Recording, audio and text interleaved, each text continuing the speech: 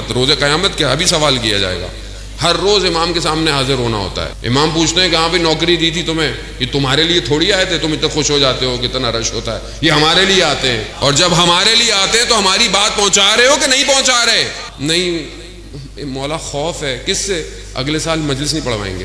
نہیں مولا خوف ہے. کس سے؟ پتہ نہیں کچھ کہہ دے، کچھ کر دے. کہا تو پھر غلط آئے ہو، یہاں تو آنے کی شرط ہی گردن کٹوانا تھی. خب اگر تیار نہیں تھے تو یہاں آئے کیوں تم؟ تو پھر تم میں اور باقیوں میں فرق. کربلا دعوت یہی دے رہی ہے، عشق کی وادی ہے. اس وادی میں آنا ہے تو گردن کٹوانی پڑے گی. کیوں؟ کیونکہ جس کے ارباب نے گردنیں کٹوائی ہوں، ہماری گردنوں کی قیمت کیا ہے؟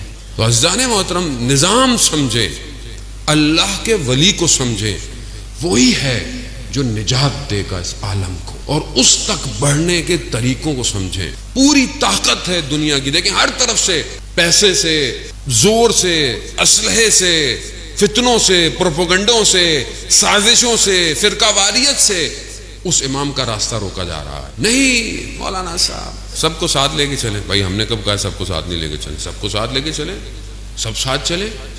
لیکن جو آدمی غلط بول رہا ہے اس کو تو غلط بولو.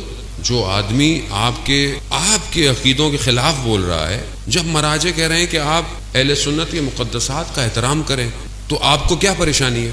آپ کو کیا پریشانی ہے؟ کیونکہ آپ کو پیسے دیے ہیں، اس لیے آپ کو پیسے دیے ہیں کہ ان کو لڑواؤ آپس میں. ادھر بھی پیسے ہیں، ادھر بھی پیسے ہیں، قوم پیسوں کے بیچ میں پھنس گئی. آپ سمجھ نہیں رہے، یہ سازش بہت بڑی ہے. یہ چھوٹا موٹا معاملہ نہیں ہے کہ آپ جذبات ہو. نہیں مولانا صاحب ابھی ذاکر ہیں ہمارے. بھائی کیا کریں، ذاکر ہمارے تو یعنی پھر ہم میں اور اس تاریخ میں واقعوں میں فرق کیا رہ گیا کہ جن کو سمجھ ہی نہیں آیا ممبر رسول پر آیا رسول کا نمائندہ ہے یا شیطان کا نمائندہ بیٹھا ہے. آپ سے بولا نہیں جاتا، اصل میں کسی سے بولا نہیں جاتا. کیوں؟